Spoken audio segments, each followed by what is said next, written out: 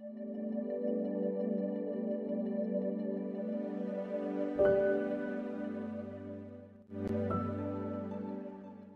کو trusted Bible college میں welcome کرتے ہیں۔ کیا ہی اچھی بات ہے کہ بھائی ہم مل کر ہیں، اور یہ جو گلدستہ سجا ہے مختلف ڈینومینیشن کا، اس بات کی دلیل ہے کہ ہمارا خداوند ایک ہے۔ We are one in Christ۔ Faith ایک ہی ہے، لیکن عقائد تھوڑے تھوڑے فرق ہوں گے، لیکن ہمارا جو موٹو ہے، ہماری جو رویا ہے کہ ہم سب علم الہیات سے واقف ہو جائیں۔ آپ نرس ہیں، آپ انجینئر ہیں، آپ ڈاکٹر ہیں، آپ بزنس مین ہیں، یہ خدا کی بلیسنگ ہے۔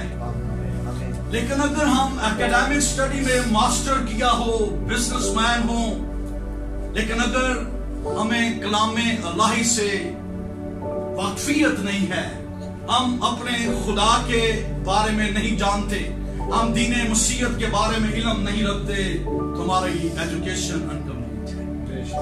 آپ کی اکیڈیمک اسٹڈی قبر میں جا کر ختم ہو جائے گی، لیکن بائبل مقدس جو خدا کا لاریب، لا خطا، لا فانی، لا ثانی کلام ہے، یہ آپ کو ابدی بادشاہ تک، ابدی بادشاہ کے حضور میں لے جائے۔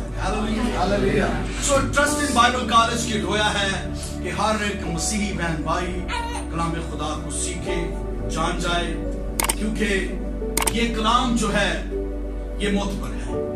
گھاس مرجھا جاتی ہے اور پھول کملا جاتا ہے، لیکن یہوہ پاک خدا کا کلام ابد تک قائم رہتا ہے۔ پہلا لیسن ہے بائبل کیا ہے؟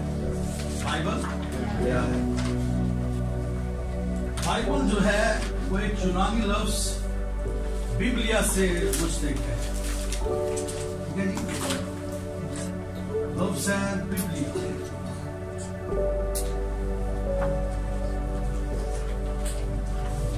یونانی زبان کا لفظ ہے بیبلیا۔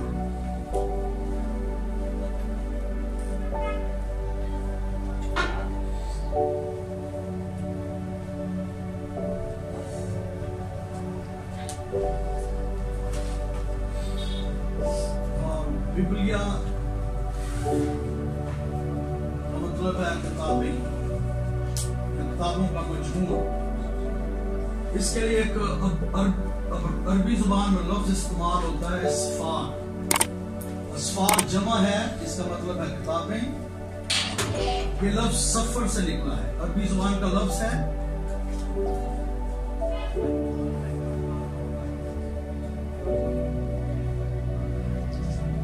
سفر کا مطلب کتاب، اور اسفار کا مطلب کتابیں۔ جب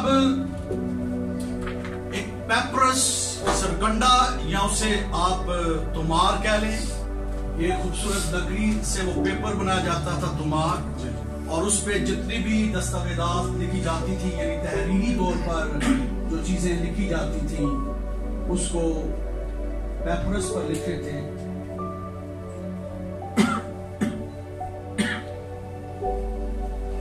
پیپرس پر لکھتے تھے اور اس کو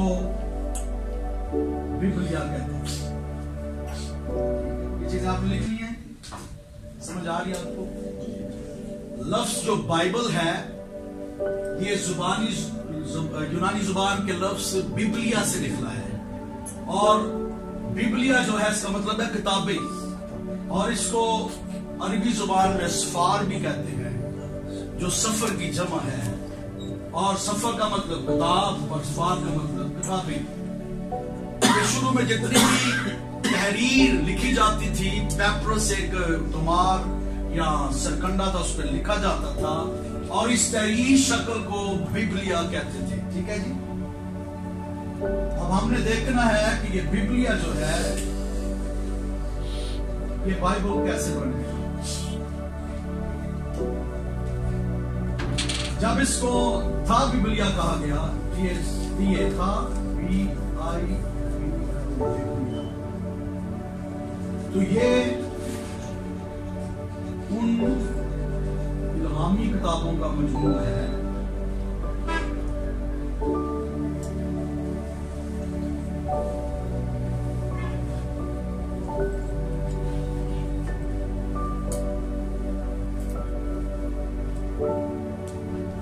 जो कलीसियाए शामा ने देकर फरिश्ते मुसलमान में शामिल कर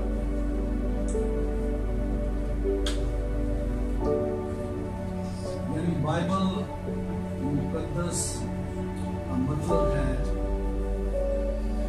इल्हामी। ठीक है जी, अंडरस्टैंड कर रहे हैं आप? जहाँ पर समझ नहीं आई आप सॉरी, वहाँ पे एक लफ्ज कम नहीं है किताबों का। ठीक है जी, ये उन इल्हामी किताबों का मजमूआ है जो कलीसिया जामा ने मुस्तरद करार देकर फरिश्ते मुसलमान में शामिल किया। बाइबल मुकद्दस जब हम उसे कहते हैं या द होली बाइबल कहते हैं, मुकद्दस कलाम कहते हैं, तो ये इल्हामी किताबों का मजमूआ है। लिखा आपने? अब आते हैं हम सर 1 मिनट आगे आपके जो चैप्टर का दूसरा हिस्सा है, इसमें लिखा है बाइबल मुकद्दस की साख। बाइबल मुकद्दस की साख। ये मैं कई टीचर जो हैं वो आपको इस किताब से एक लफ्ज़ पढ़ाएंगे, लेकिन मैंने कोशिश की है कि पहले से नोट्स तैयार करके हाइडिंग के मुताबिक आपको बता दूँ। ये जो आपने पढ़ा ही होगा, इससे आपको अंडरस्टैंडिंग हो जाएगी कि आपने ये पढ़ा है और ये पॉइंट्स में आपको चीज़ें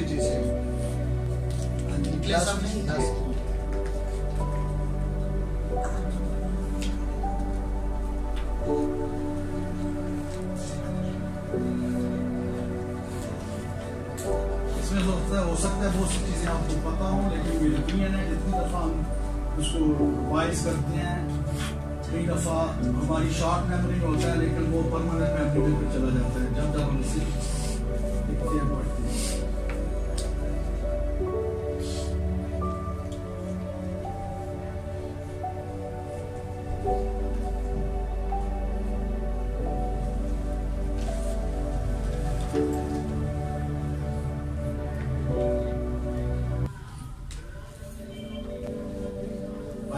के 2 हिस्से, कितने हिस्से हैं जी? 2, यानी इनको 2 हिस्सों में तकसीम किया गया। ठीक है, नंबर 1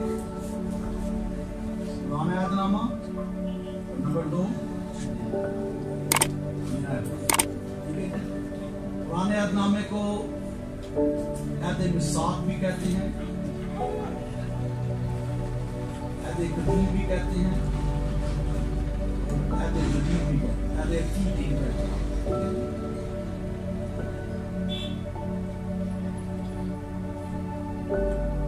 अहदनामा को अहद जदीद भी कहते हैं। ठीक है,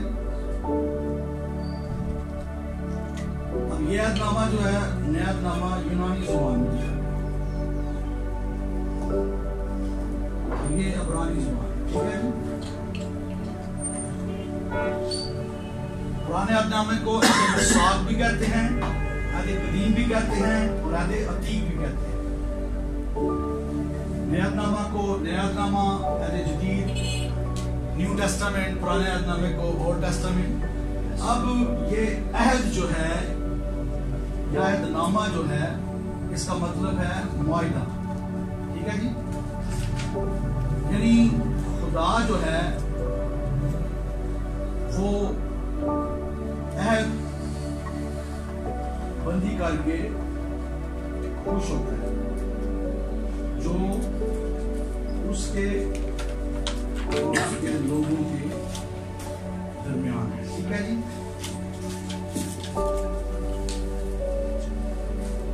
ये लिख लिया आपने। बाइबल मुकद्दस की साख के बारे में हम सीख रहे हैं। बाइबल मुकद्दस में 2 अहदनामे हैं, 2 हिस्से हैं, या ये 2 हिस्सों पर मुश्तमिल है, पुराना अहदनामा और नया अहदनामा। पुराने अहदनामे को अहद मिसाक भी कहते हैं, عہد قدیم بھی کہتے ہیں، عہد عتیق بھی کہتے ہیں، اور نیا نامے کو عہد جدید بھی کہتے ہیں۔ عہد نامے کا مطلب ہے معاہدہ، قول و قرار کرنا، عہد بندی کرنا، اور یہ خدا اور اس کے لوگوں کے درمیان ایک معاہدہ ہے، ایک عہد بندی ہے کہ ہم اس کے آئین اور قانون کے مطابق چلیں۔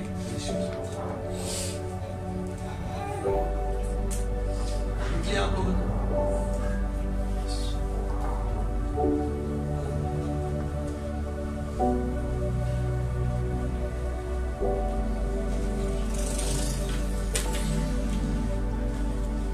ہمارے عہد نامہ میں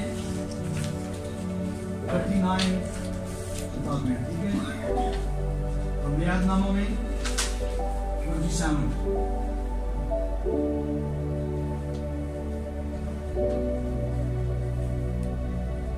پرانے عہد نامے اور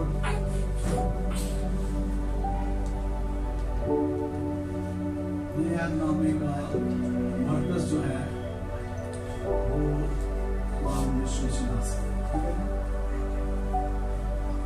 وہ جو پرانا عہد نامہ ہے وہ خداوند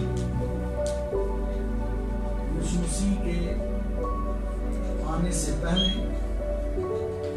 اور نیا عہد نامہ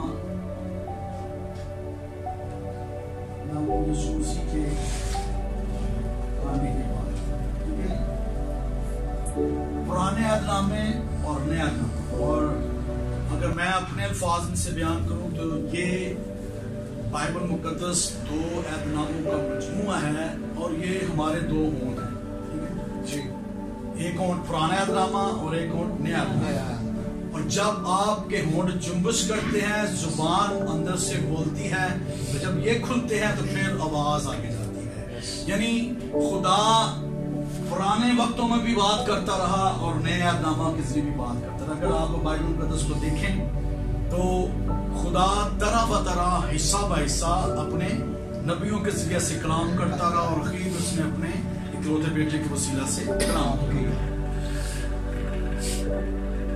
بائبل مقدس جو کہ ٹوٹل 66 کتابوں کا مجموعہ ہے، ٹھیک ہے، اس میں 66 صحیفے کہا جا سکتا ہے۔ اب ہم نے دیکھنا ہے کہ بائبل مقدس کے نام کیا ہیں، ٹھیک ہے، یہ لکھ لیں آپ۔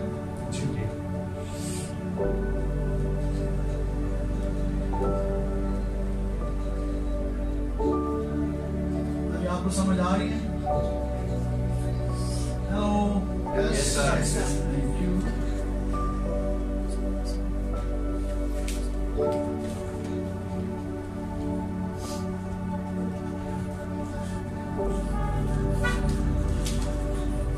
اس کو خدا کا نام بھی کہتے ہیں،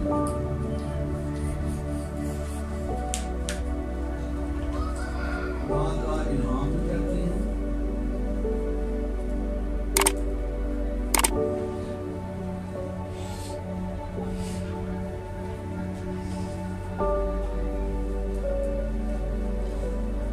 پاک صاحب بھی کہتے ہیں،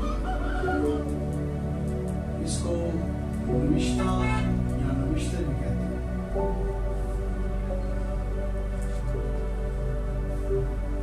خدا کے منہ کی باتیں بھی، خدا کے دل کی باتیں بھی، ٹھیک ہے۔ بائبل مقدس کو خدا کا کلام، خدا کا الہام، پاک صحائف، نوشتہ یا نوشتے، خدا کے منہ کی باتیں، خدا کے دل کی باتیں، ٹھیک ہے جی۔ بائبل مقدس کے تمثیلی نام بھی ہیں، ٹھیک ہے جی، بائبل مقدس کے تمثیلی نام ہے، اس پر بھی ہم یہ لکھ لیں آپ لوگ۔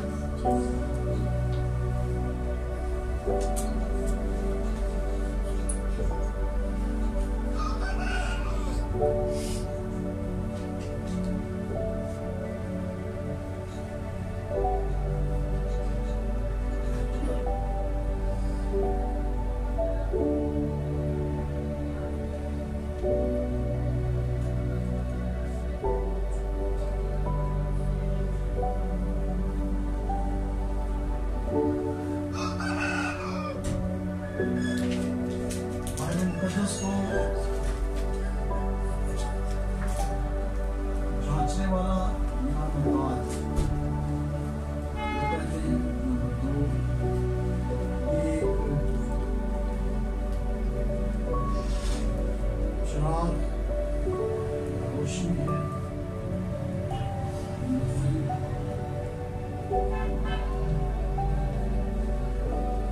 آئینہ ہے،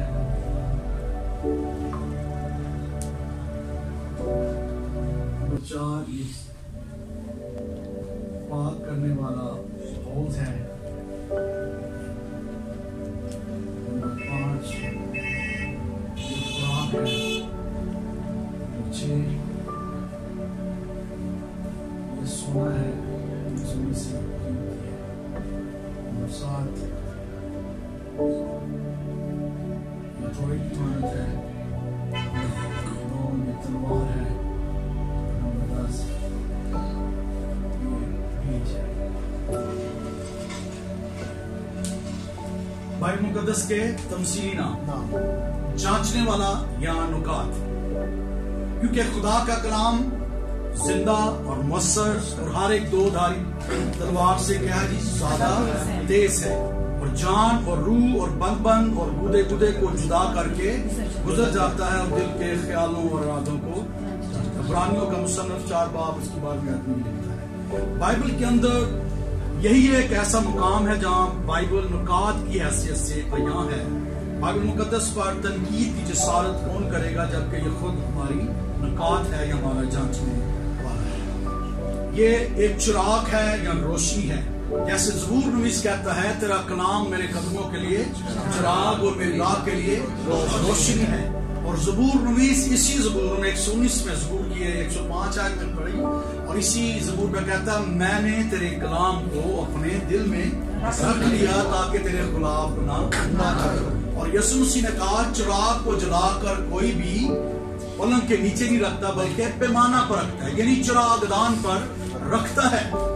اب خدا کا کلام کیا ہے جی چراغ ہے، ہمارے قدموں کے لیے چراغ اور ہماری راہ کے لیے روشنی ہے۔ اور مقدس داؤد کہتا ہے میں نے تیرے کلام کو اپنے دل میں رکھا، یعنی دل چراغ دان ہے، دل چراغ دان ہے، اور چراغ ہمیشہ چراغ دان پر رکھتے ہیں جس سے سارے گھر کو روشنی ملتی ہے۔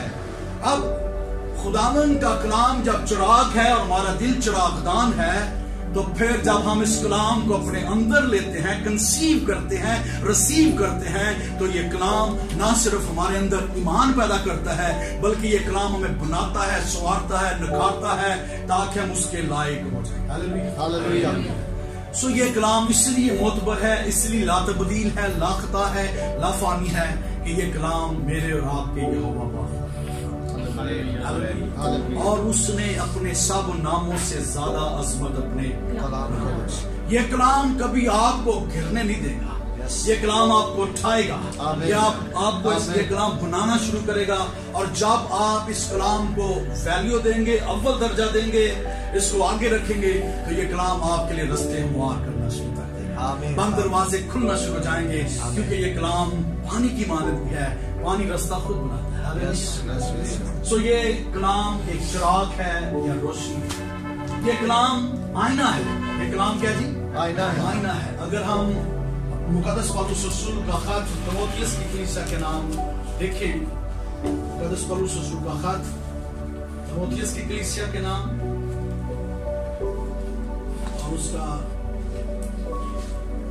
دوسرا تیموتھیوس 3 باب اس کی 16ویں آیت میں لکھا ہے ہر ایک صحیفہ، 3 باب 16ویں آیت، ہر ایک صحیفہ جو خدا کے الہام سے ہے تعلیم اور الزام اور اصلاح اور راست بازی میں تربیت کرنے کے لیے فائدہ مند بھی ہے تاکہ مرد خدا کامل بنے اور ہر ایک نیک کام کے لیے بالکل تیار ہو جائے۔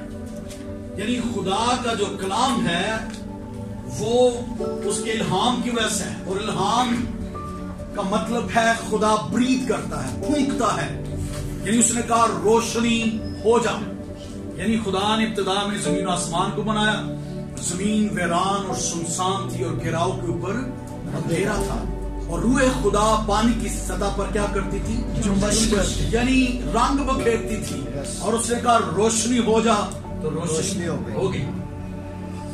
اب یہ جو خدا کا الہام ہے یہ تعلیم اور الزام اور اصلاح اور راست بازی میں تربیت کرتا ہے، یعنی یہ کلام الزام لگاتا ہے، الزام لگاتا ہے.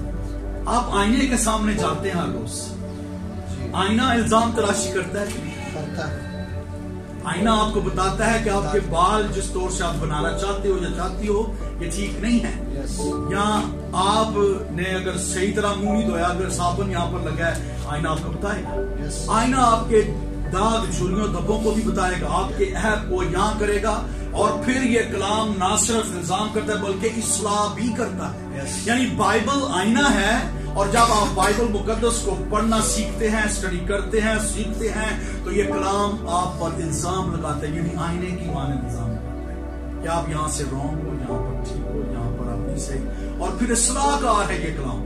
یہ کلام صلاح کاری کرتا ہے کہ میرے بیٹے میری بیٹی, یاد کر تو کہاں سے گرا ہے, تو نے اپنی پہلی سے محبت چھوڑ دی ہے.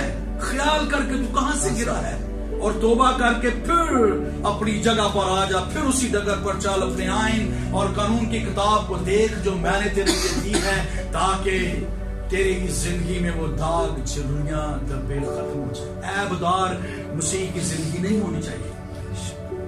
اگر اس کتاب کا مصنف تو کچھ سالوں پہلے اس نے یہ لکھا, لیکن کلام ہمیں پہلے سے نصیحت کرتا ہے کہ ایک مسیح کو بے عیب ہونا چاہیے, کیونکہ ہم بے عیب برا کے لہو سے خریدے گئے ہیں.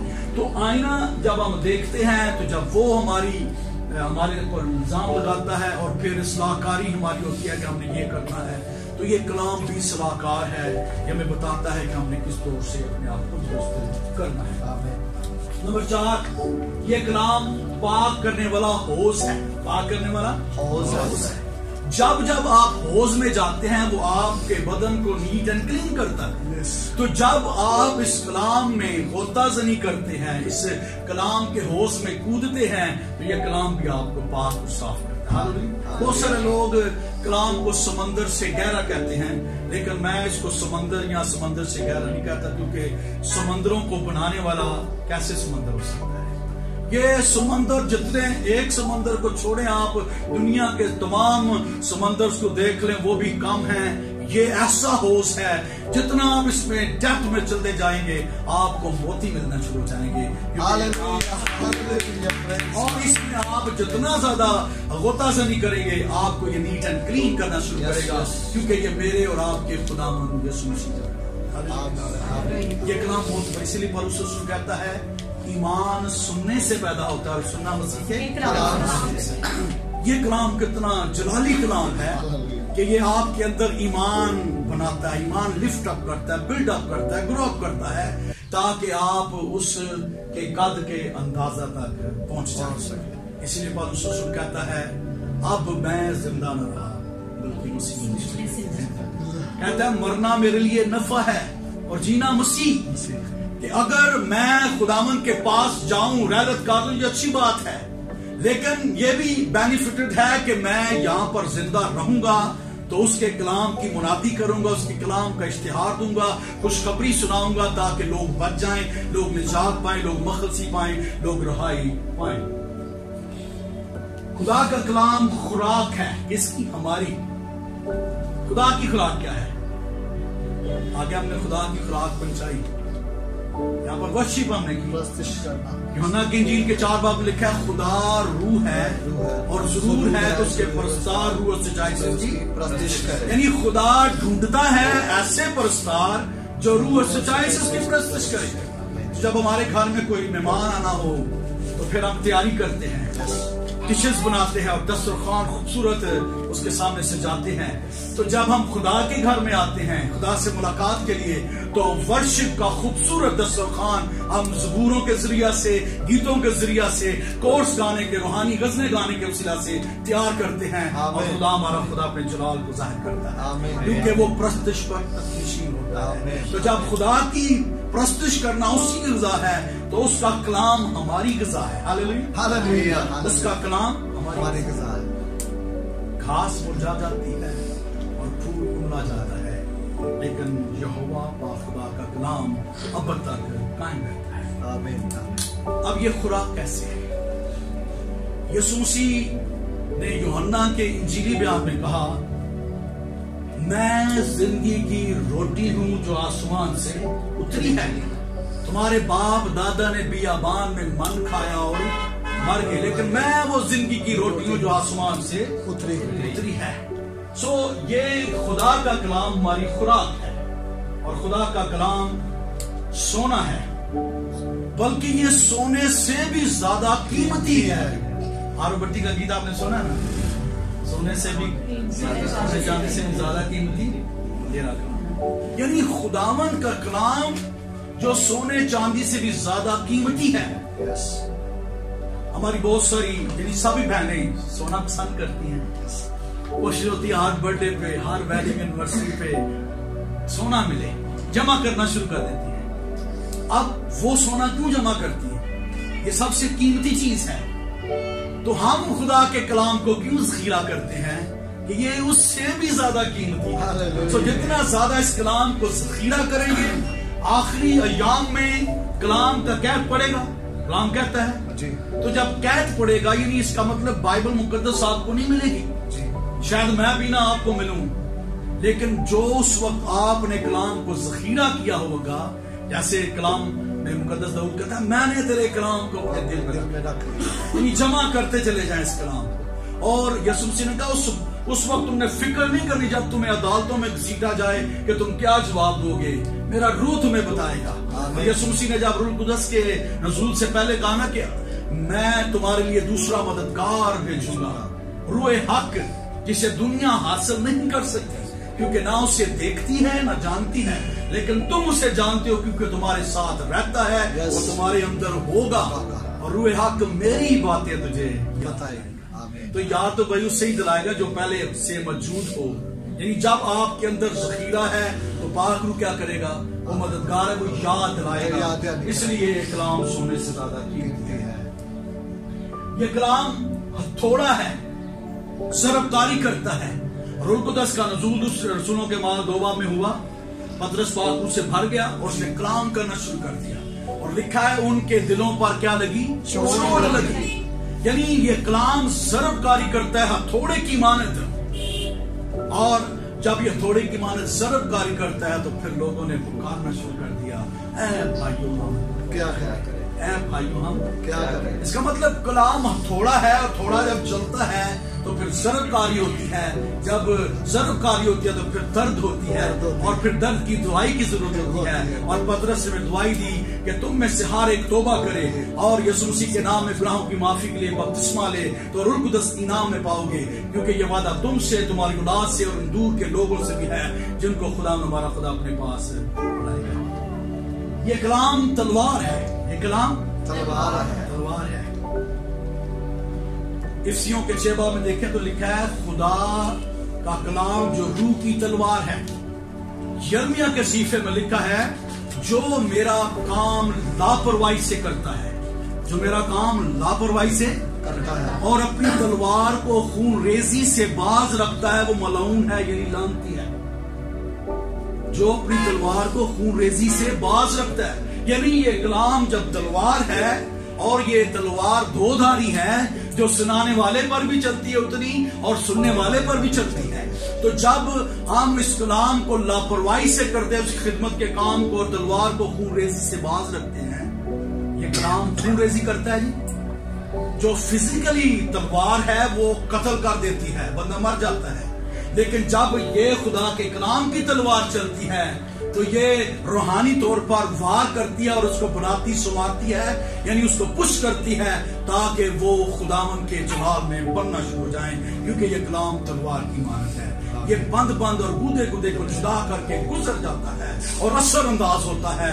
اس لیے ہم گیت گاتے ہیں تیرا کلام زمانے میں خداوند اثر دکھا کے رہتا ہے جس بھی روپ میں آتا ہے۔ ہاللیلویا۔ اگر وہ یہوہ پاک خدا آسمانی باپ کی صورت میں اس نے کہا روشنی ہو جا تو روشنی ہو گئی۔ جب وہ اپنے بیٹے کی صورت میں مجسم کلام ہوا اس نے کہا لازر قبر سے نکلا، اور آج وہ اپنے پاک روح کی قدرت کے وسیلہ سے ہمیں بناتا سنوارتا ہے۔ اور جب پطرس اور یوحنا لوگوں نے سلاس اور پولس پر ہاتھ رکھے روزے رکھ کر، تو روح نے کہا کہ ان کو میرے کام کے لیے یہ کلام بیج ہے، یہ کلام بیج ہے۔ یسوع مسیح کے پاس اندریاس اور نتنیل آیا کہ یونانی مائی لوگ تجھے ملنا چاہتے ہیں۔ یسوع مسیح نے بڑی خوبصورت بات کہی، اس نے کہا جب تک گیہوں کا دانہ زمین پہ گر کر مر نہیں جاتا بے پھل رہتا ہے، جب مرتا ہے تو پھر بہت سا پھل آتا ہے۔ اب سوال کیا ہوا ہے کہ یونانی تجھے ملنا چاہتے ہیں، خرسطس کو ملنا چاہتے ہیں، کیوں ملنا چاہتے ہیں؟ ریزن کیا ہے؟ کہ آپ کو پتا ہے کہ جو طب کے ماہر ہیں وہ یونانی ہیں، ہر ایک علاج طب کے ماہر نے کیا، لیکن ان کے کانوں میں یہ آواز پڑی کہ کوڑ کا علاج ہم تو دریافت نہیں کر سکتے، لیکن یہ کیسا طبیب ہے جو یروشلم کے شہروں گلیوں میں پھرتا ہے اور کوڑیوں کو کہتا ہے جاؤ اپنے تائیں کائنوں کو دکھاؤ، تو وہ جاتے جاتے پاک صاف ہو جاتے ہیں۔ جو کہتا ہے میں چاہتا ہوں کہ تم پاک صاف ہو جاؤ، اس کو دیکھنے آئے ہیں، تو کیونکہ وہ فلسفہ جانتے ہیں، یسوع مسیح فلسفہ بیان کرتا ہے کہ جب تک گیہوں کا دانہ زمین میں گر کر مر نہیں جاتا پھل نہیں لاتا۔ یعنی یسوع مسیح انہیں اپنی کروسیفیکیشن کے لیے، یعنی اپنے مرنے دفن ہونے اور پھر جھٹنے کے بارے میں کہہ رہا ہے کہ میں مروں گا، جب تک میں مرتا نہیں ہوں نہیں پھل لائے گا، لیکن جب میں جی اٹھوں گا تو بہت سا پھل ہوگا، یعنی پہلے میں جی اٹھوں گا اور میرے بعد پھر میرے لوگ، کیونکہ یہ بیج ہے، اور بیج جب بھی بویا جاتا ہے اثر انداز۔ آپ 1 من بیج بوئیں گے تو کتنے من کاٹیں گے؟ 100 من، 80 من، یعنی وافر مقدار میں۔ تو جب آپ بیج بوئیں گے نہیں تو پھر نہیں کاٹا جائے گا۔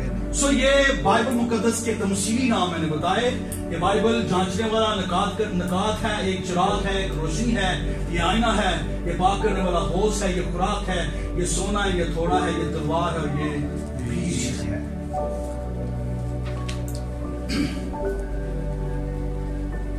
یہ بائبل مقدس کی ساخت کے بارے میں سیکھا۔ دوسرا پوائنٹ ہے بائبل مقدس کی اہمیت کیا ہے؟ بائبل مقدس کی کیا آپ نے لکھ لیا؟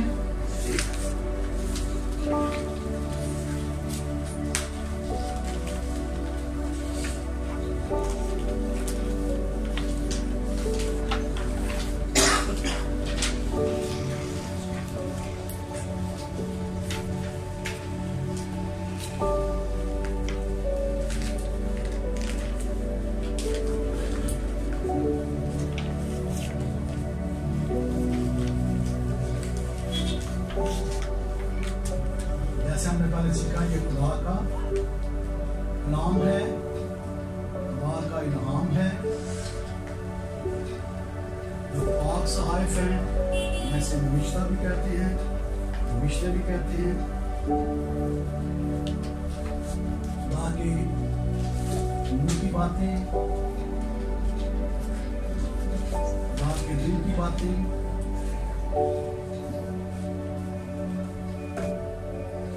مقدس کتاب،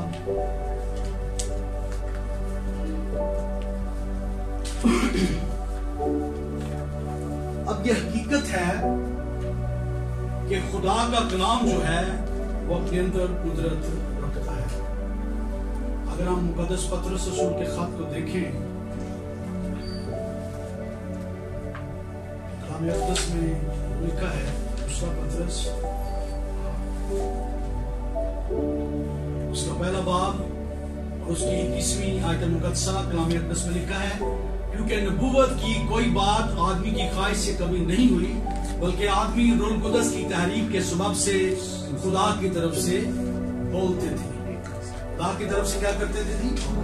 بولتے تھے، یعنی خدا اپنے لوگوں کے ذریعہ سے کلام کرتا تھا۔ ٹھیک ہے جی، خدا نے طرح بطرح، حصہ بہ حصہ پہلے جو ہے وہ نبیوں کی معرفت کلام کیا۔ یعنی حقیقت یہ ہے کہ خدا جو ہے وہ بائبل مقدس جو اس کا کلام ہے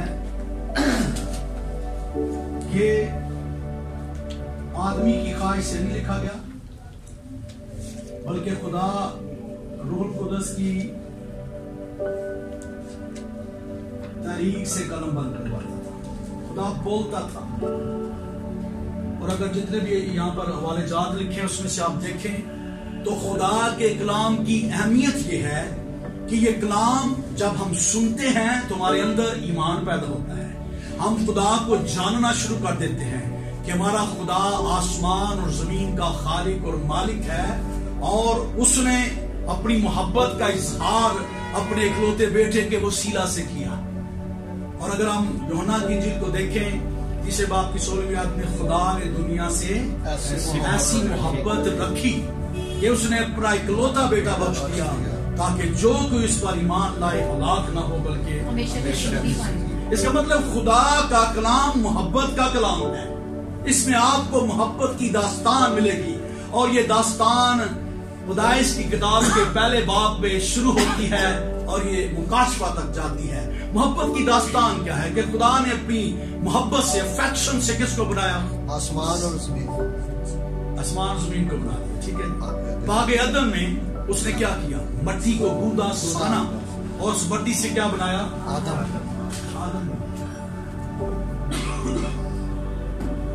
یہاں پہ لکھ لیا؟ جی جی۔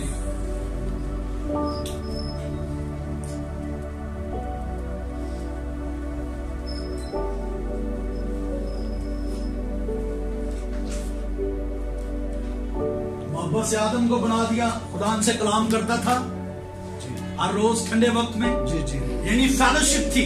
جی۔ اور جب خدا ان سے کلام کرتا تھا، خدا نے ان کو آئین بھی دے دیا، ان کے لیے حد بھی مقرر کر دی، روزانہ ملتا تھا، کیونکہ خدا کی صفات پر انسان بنا ہے۔ خدا نے اپنی صفات اس میں اٹھیلی اور خدا نے اسے پاک بنایا، اس کے نتنوں میں زندگی کا دم پھونکا۔ آج اگر ہم انسان کے اس جسم کی اناٹمی اینڈ فزیالوجی کو دیکھیں تو اس کا ہر ایک باڈی پارٹ اپنے اندر خدا کی خوبی کو بیان کرتا ہے۔ آنکھوں کو دیکھ لیں، یہ آپ کو جو آنکھیں خوبصورت نظر آتی ہیں، آئی برو، پھر آئی لیشز، پھر وائٹ سی جلی کنجنٹائوا، پھر اس کے آگے ایک شفاف حصہ ہوتا ہے کارنیا، اس کے پیچھے آپ کو کلرفل چیزیں نظر آئیں گی، جیسے میری تھوڑی تھوڑی بلیاں، اس کو آئرس کہتے ہیں۔ اس کے پیچھے انٹیریئر چیمبر ہے، پھر پوسٹیریئر چیمبر ہے۔ انٹیریئر اور پوسٹیریئر چیمبر کے درمیان میں ایک عدسہ ہے جس کو لینس کہتے ہیں، اور لینس کے بھی 3 حصے ہیں۔ اس کے پیچھے پھر آپ کو وٹریس نظر آئے گا، جالی نما، اس کے پیچھے پھر آپ کو ریٹنا نظر آئے گا، کورائڈ ایک لیئر ہوتی ہے، اس کے پیچھے آپٹک نرو، اور یہ سارا سسٹم، یعنی پورے بدن کی اناٹمی اینڈ فزیالوجی کی کتابیں ایک طرف اور آنکھ کی اناٹمی اینڈ فزیالوجی کی کتاب ایک طرف۔ تو آنکھ 1.5 انچ کتنی لمبی، لیکن اس میں بڑی خوبصورت خدا نے باتیں دی ہیں اور بڑی خوبصورت بنائی ہیں۔ یعنی خدا نے عدن میں آدم کو بنایا تو اس کے نتنوں میں زندگی کا دم پھونکا تو انسان جیتی جان ہوا۔ کتنی محبت خدا نے۔ اب آئین دے دیا کہ تم نے ہر ایک درخت کا پھل بے روک ٹوک کھانا ہے، لیکن جس دن تم نے نیک و بد کی پہچان میں سے کھایا تم مرے۔ یعنی کنیکشن ٹوٹ گیا۔ بی کنیکٹڈ جب تک تھے، ان کی آنکھ کی پتلی خدا کی تعلیم تھی۔ اگر آپ انبیاء متاخرین میں سے دیکھیں، امثال کی کتاب کا مصنف مقدس سلیمان، تو سلیمان اپنی امثال کے 7ویں باب کی پہلی 2 آیات میں لکھتا ہے، اے میرے بیٹے، میرے فرمان کو بجا لا اور زندہ رہ، میری تعلیم کو اپنی آنکھ کی پتلی جان، اسے اپنے ہاتھوں کی انگلیوں پر باندھ لے اور دل کی تختی پر لکھ لے۔ یعنی 3 طرح کی چیزیں ہیں۔ اب خدا نے ان کو تعلیم دی جو ان کی آنکھ کی پتلی تھی۔ کیسے؟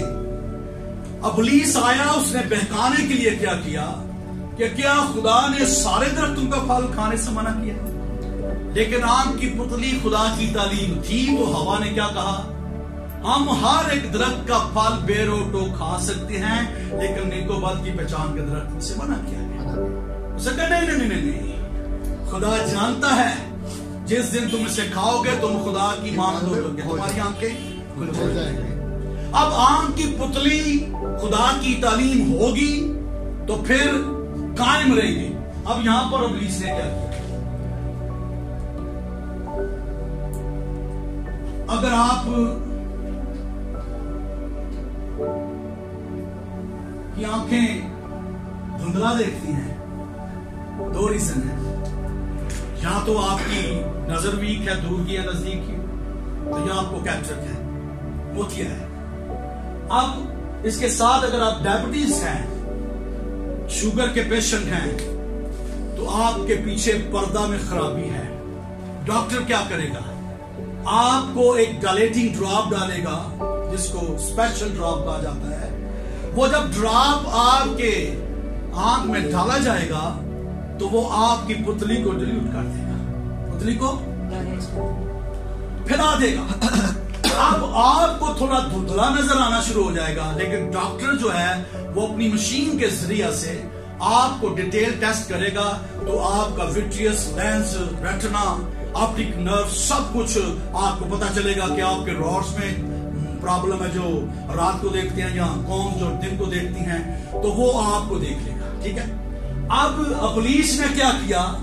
اپنا ڈائلیٹنگ ڈراپ ڈال دیا، یعنی اپنی تعلیم کا ڈائلیٹنگ ڈراپ، کیونکہ ان کی آنکھ کی پتلی کیا تھی؟ خدا کی تعلیم، کہ ہر ایک درخت کا پھل کھا سکتے ہو لیکن ایک بات کی پہچان میں سے۔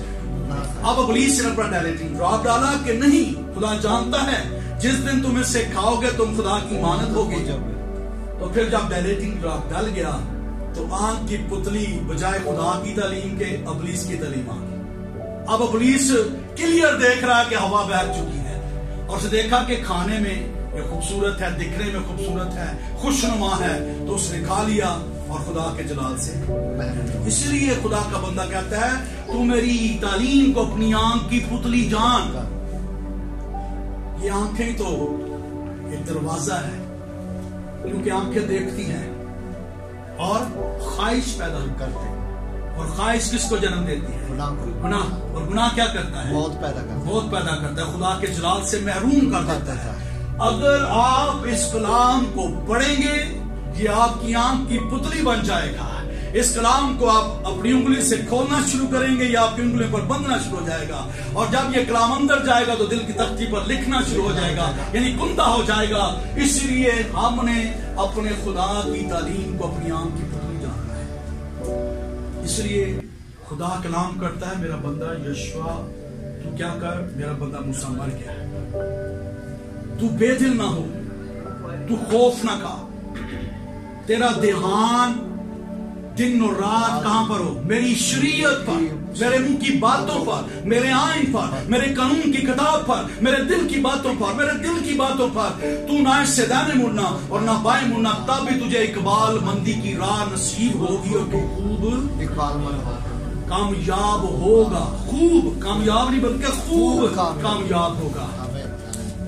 اور پھر یسوع مسیح کہتے ہیں آنکھ بدن کا چراغ ہے، اگر تیری آنکھ درست ہے تو تیرا سارا بدن روشن ہے، درست ہے۔ اور مقدس پولس رسول اس مکاشفے کو آگے لے کر جاتے ہیں اور اس ایمان کے بانی اور کامل کرنے والے یسوع کو، یعنی آپ کی نگاہیں یسوع پر ہوں گی جو نور ہے، اور وہ نور آپ کی زندگی میں لائے گا تاکہ آپ بھی نور بنتے چلے جائیں۔ بائبل مقدس کی، خدا کے کلام کی اہمیت یہ ہے کہ ہم نے اسے اپنی آنکھ کی پتلی جاننا ہے، اسے اپنے ہاتھوں کی انگلیوں پر باندھنا ہے اور دل کی تختی پر لکھتے جانا ہے۔ خدا کا کلام جو بائبل مقدس ہے کیسے پہنچا، کیسے لکھا گیا؟ ہاں جی، سمجھ آ رہی ہے آپ کو؟ جی۔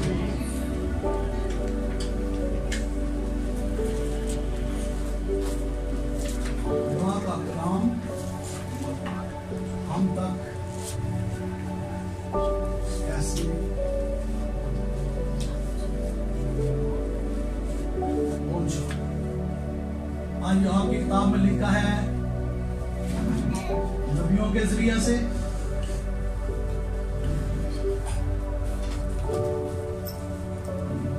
پھر بیٹے کے ذریعے سے، ٹھیک ہے جی جی، اور پھر رسولوں کے ذریعے سے۔ آپ کی کتاب میں یہ ایک چیز بنی ہے،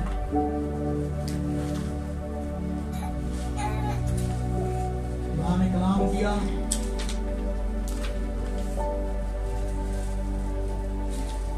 پھر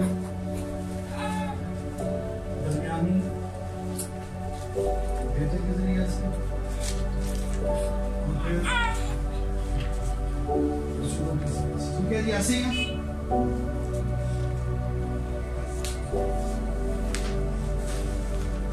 خدا نے کتنی دفعہ لکھا؟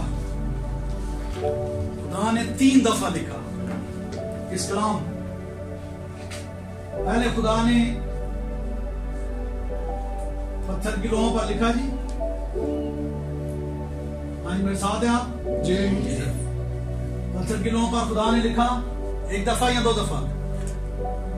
2 دفعہ. دوسری دفعہ خدا نے بلشزر کی دیوار پر لکھا. دانیل کی کتاب یاد ہے آپ کو؟ جی. عدالت ہوئی، عدالت کا کلام ہوا کہ تو تولا گیا اور اب نکلا. تیسری دفعہ مقدس کلام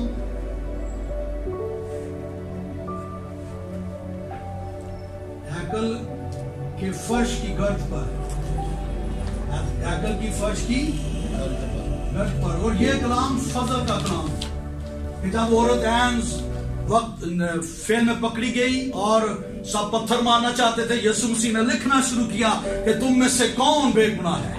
اگر تم میں سے بے گناہ ہے تو پہلے پتھر وہ مارے. یعنی خدا نے 3 طرح سے لکھا.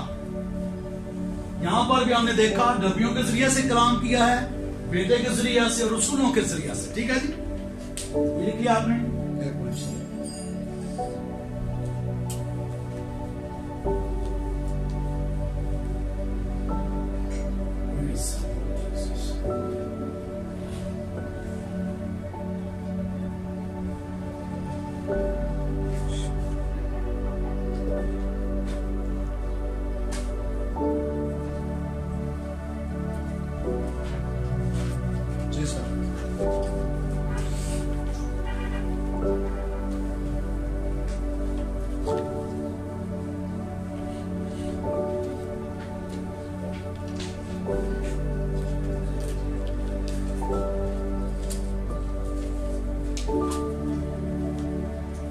بائبل مقدس جو ہے کتنے لوگوں نے تحریر کی؟ 40 لوگ. ٹھیک ہے جی. اور یہ بائبل مقدس کتنے 100 سال میں تحریر ہوئی؟ 1600 سال. ٹھیک ہے جی. پرانا عہد نامہ جو ہے وہ 1500 سال میں. ٹھیک ہے. نیا عہد نامہ 100 سال.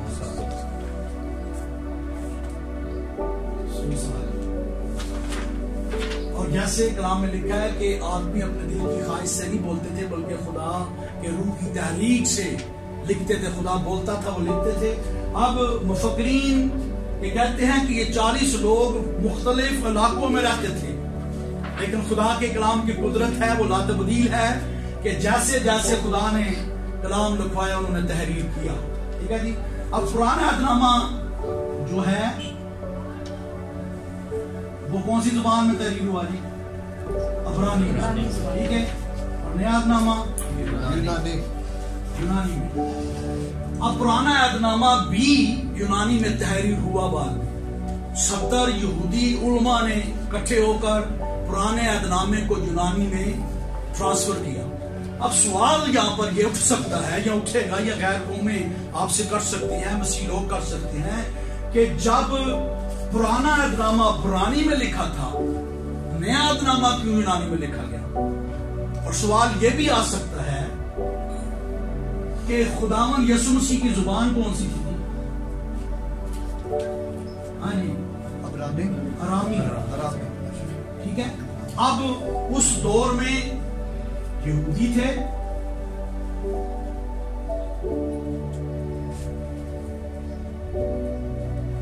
اور پھر رومی تھے، اور پھر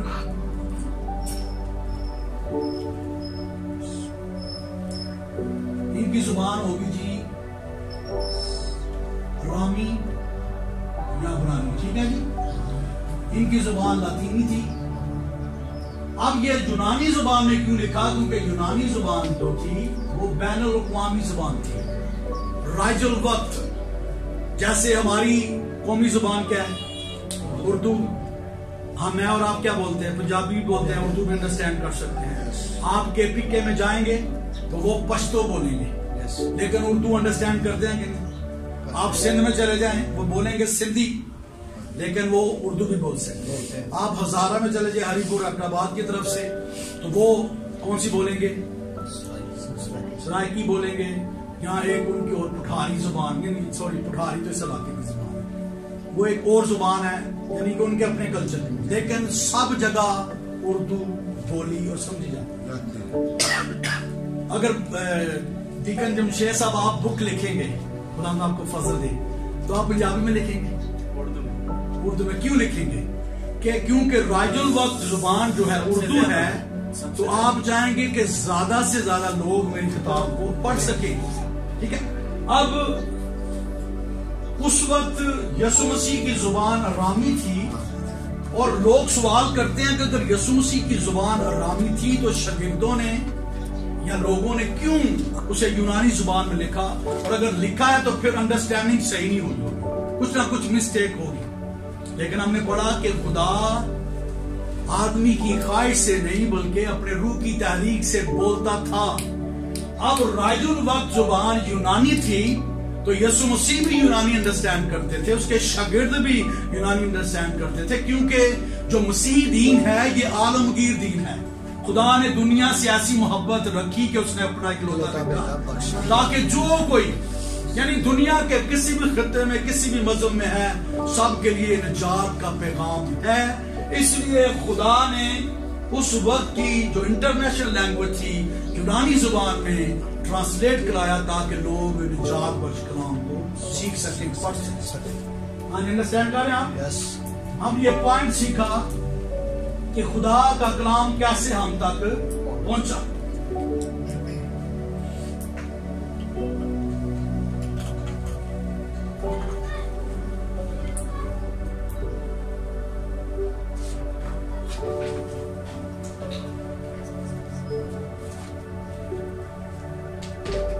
پرانا عہد نامہ جسے عہد نصاب بھی کہتے ہیں، عہد عتیق بھی کہتے ہیں، عہد قدیم بھی کہتے ہیں، اس کی کتابوں کی ڈویژن بھی ہوئی ہے.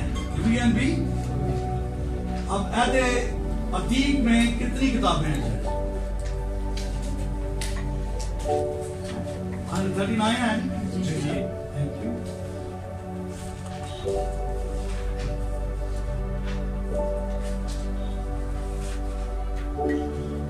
اب جو پرانا عہد نامہ ہے یہ 39 کتابیں ہیں اس کی، اور یہ عبرانی زبان میں لکھا گیا. اب جو سامری تھے نا وہ شریعت کی جو 5 کتابیں ہیں اس کو، شریعت کی پہلی 5 کتابوں کو سامریوں کے بعد یہودی پوری عبرانی بائبل کو پرانے عہد کو مانتے تھے، لیکن جو سامری ہیں وہ صرف شریعت کی پہلی 5. اس شریعت کی 5 کتابوں کو یوسفی شریعت بھی کہتے ہیں، اس کو تورا بھی کہتے ہیں، اس کو تورات بھی کہتے ہیں، اور اس کو توریت بھی کہتے ہیں. ٹھیک ہے جی. اور اس کو اسفار خمسہ بھی کہتے ہیں. اسفار کا مطلب کتابیں اور خمسہ کا مطلب 5، یعنی پہلی 5 جو کتب ہیں یا کتابیں ہیں وہ شریعت کی 5 کتابیں، موسوی شریعت، تورا، توریت اور تورات اسے کہتے ہیں.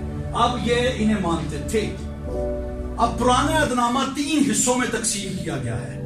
پہلا حصہ تورا یعنی موسوی شریعت، دوسرا انبیاء اکبر اور انبیاء اصغر کے صحائف، اور تیسرا نغمیہ کتابیں. ٹھیک ہے. اب اس کی ہم اس کو لکھ لیا آپ نے، اس کو جلدی سے ریویو کرتے ہیں. آج کتنا ٹائم ہو گیا؟ 12:30 بجے ٹی ٹائم. اچھا ٹھیک ہے. لکھ لے جی، لکھ لیا صاحب نے؟ جی. اب جو ہم انبیاء اکبر اور انبیاء اصغر، انبیاء اکبر اور انبیاء اصغر یعنی یہ چھوٹے نبی ہو گئے اور یہ بڑے نبی، ایسے ہیں. اب اس کو انبیاء سابقین بھی کہتے ہیں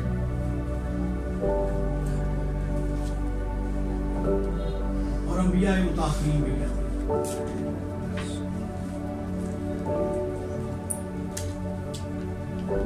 ٹھیک ہے جی. اب جو پہلا حصہ ہے اس میں ہے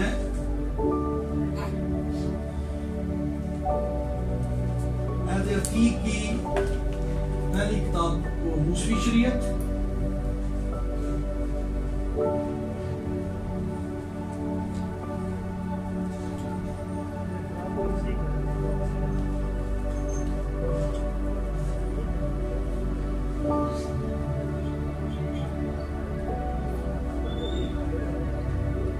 اس میں کتنی کتابیں ہیں جی؟ 5۔ اب کانشیس ہو کر یہ چیزیں لکھنی ہے کیونکہ یہ اسائنمنٹ لی جائے گی اور پھر اس کا ایک ٹیسٹ بھی ہوگا۔ اس میں آپ جتنے پورے سال میں 3 ٹیسٹ آپ کے ہوں گے، ٹھیک ہے؟ ٹیسٹ ایزی ہوگا لیکن جو آپ کلاس میں کانشیس ہوں گے، چیزوں کو لکھیں گے، اس کو سمجھیں گے تو آپ کے لیے بڑا ایزی ہوگا۔ پہلی 5 کتابیں شریعت کی، دوسری ہیں 12 کتابیں تواریخ، ٹھیک ہے جی؟ تواریخ کتنی کتابیں ہیں جی؟ 12۔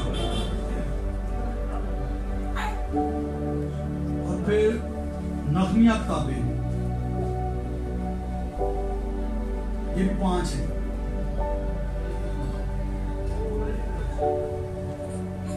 پھر نمبر 4 پہ نبوتی کتاب ہے، یہ نبوت کی کتابیں، یہ 17 ہیں، ٹھیک ہے؟ لسٹ آپ کو پتہ ہی ہوگی لیکن میں پڑھ دیتا ہوں۔ پیدائش، عروج، اعمال، گنتی، استثنا، ٹھیک ہے جی؟ جو تواریخ کی کتابیں یشوع یا یشو، قضات، رود، پہلا دوسرا سیموئیل، پہلا دوسرا سلاطین، پہلا دوسرا تواریخ، عزرا، نہمیہ اور آستر۔ نغمیہ کتابوں میں شامل کیا گیا ایوب کو، زبور کو، امثال کو، واعظ، غزل و غزلات کو۔ نبوت کی کتابیں جو 17 ہیں، یسائی نبی کا صحیفہ، یرمیہ نبی کا صحیفہ، نوح، حزقیل نبی کا صحیفہ، دانیل نبی کا صحیفہ، ہوسیہ، یوئیل نبی کا صحیفہ، آموس کا صحیفہ، عبدیہ کا، یونا کا، میکا کا، نحوم کا، حبقوق کا، صفینیہ یا صفنیہ، حجی، زکریا، ملاکی۔ یہ ہے جی کتابوں کی تقسیم، یہ لکھ لیا آپ نے۔ اس کے بعد نئے عہد نامہ کی تقسیم۔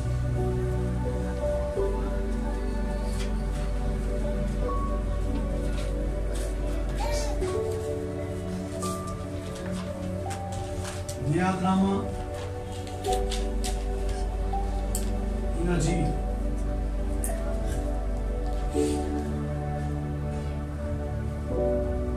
کتنی جی؟ 4 ہے۔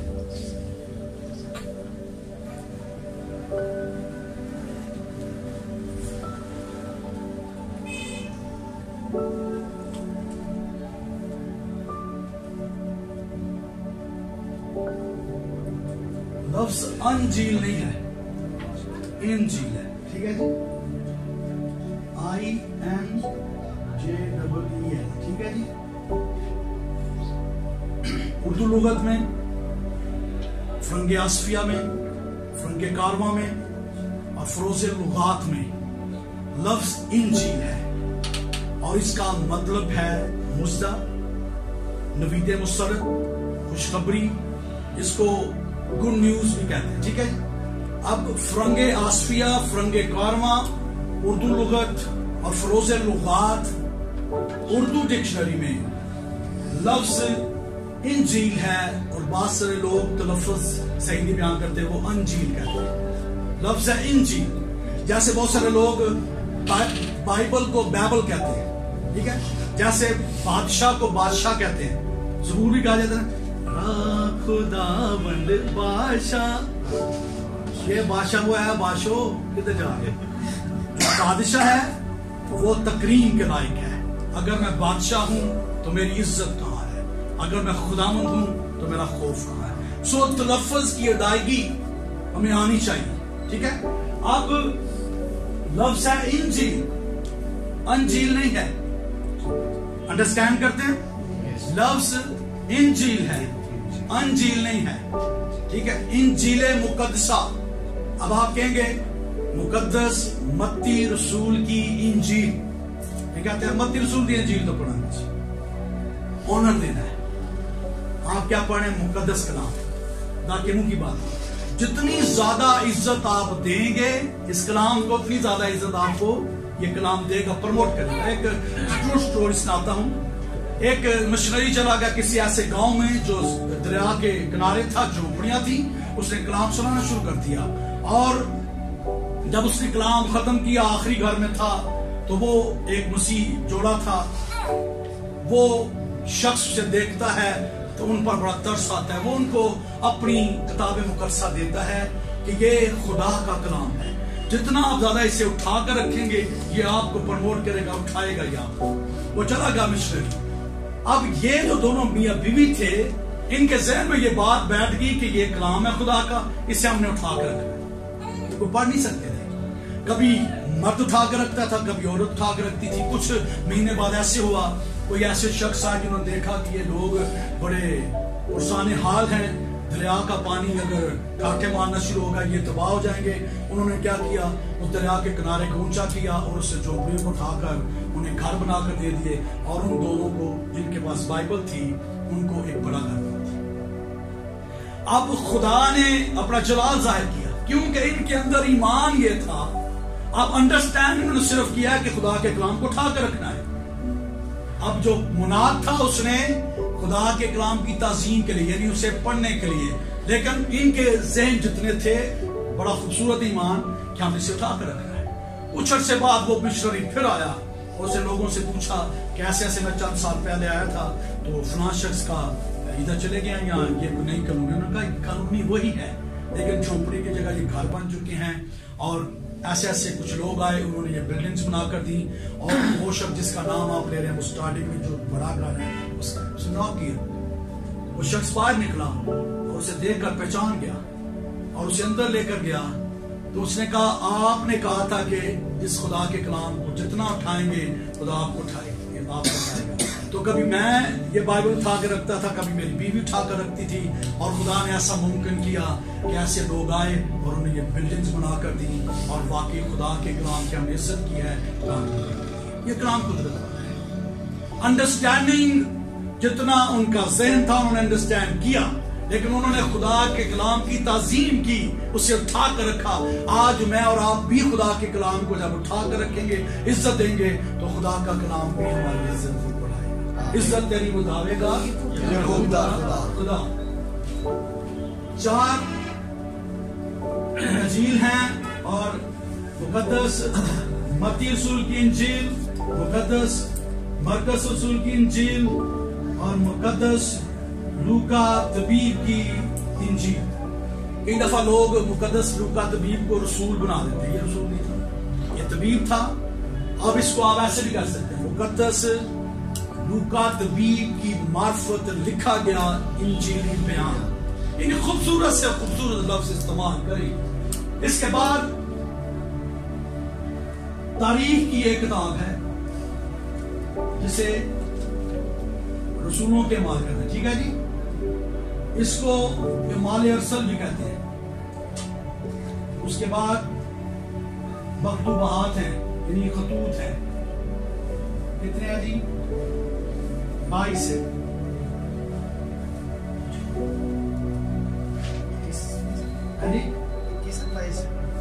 مکاشفہ کو خط کہا جاتا ہے، ٹھیک ہے۔